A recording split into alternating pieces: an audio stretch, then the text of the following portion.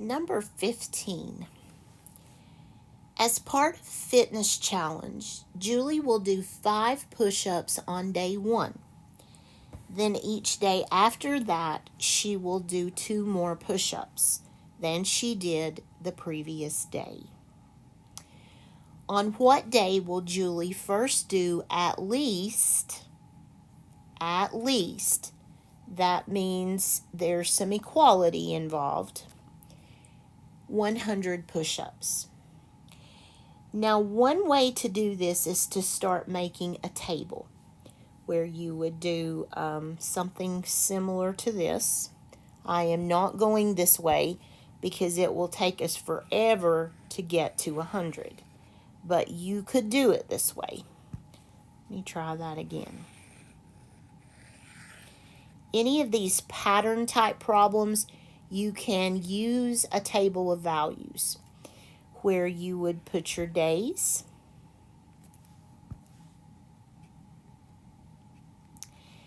and then you would put your push-ups as a running total.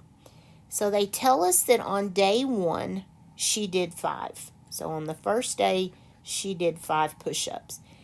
And then every day thereafter, did she do 2 push-ups?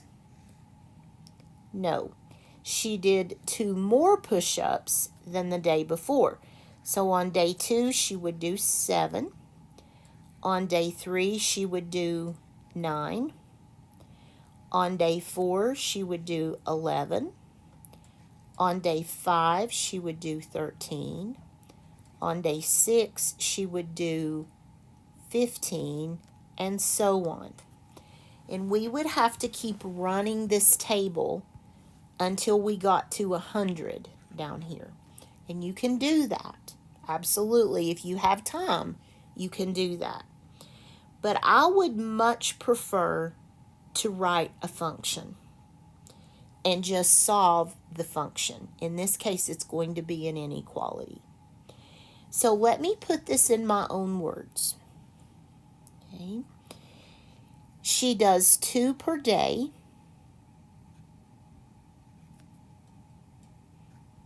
Not 2 per day, let's say 2 more per day. After the first day.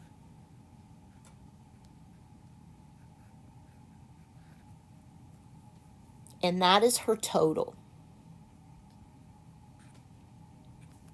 On any given day, she's doing 2 more than she did the day before. So the first day, she did, let's not do that. Let me think. I'm about to get myself in a mess because I want to put 5 there, but that's not what we're going to do. Let me go ahead and let me think. Okay, I know how to explain it, I think. Let's consider the first day over here.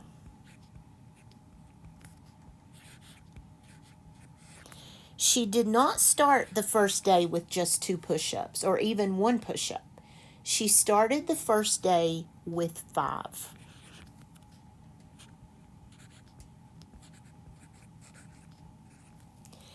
So if you break that down to her pattern, you would have the 2 per day plus 3 more.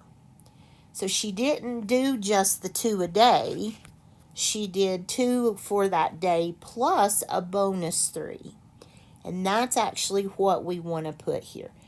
2 per day. And on that first day, she did 3 extra than the 2 every day. But that was just to get her started.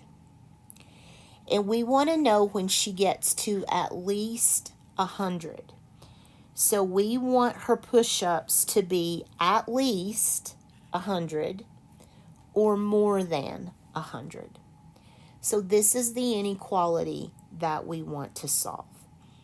She's doing 2 per day. The first day, let me take out the word after, she did 3 bonus ones on the first day. So we'll tack those on, but she's really adding 2 per day.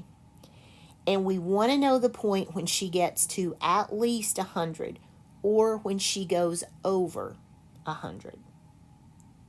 She can hit 100 or she may go over 100, but we want her to get at least to 100. So when I solve this inequality, I'm going to bring the minus 3 over.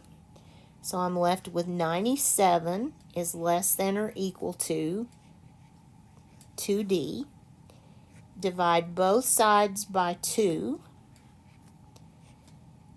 97 divided by 2 is going to be 48 and a half. So she's not going to hit 100 exactly. She needs more than 48 days, but she needs whole days. So that will round up to 49. She's going to have to go to 49 days to hit that 100 mark. And that is option D. Again, you can use the table. You would eventually get there, but we would have to go out 49 times out through here, and that's going to take a long time. But if you need the table to model what you're doing, that's what it would look like. You would just have to go out to 49 days.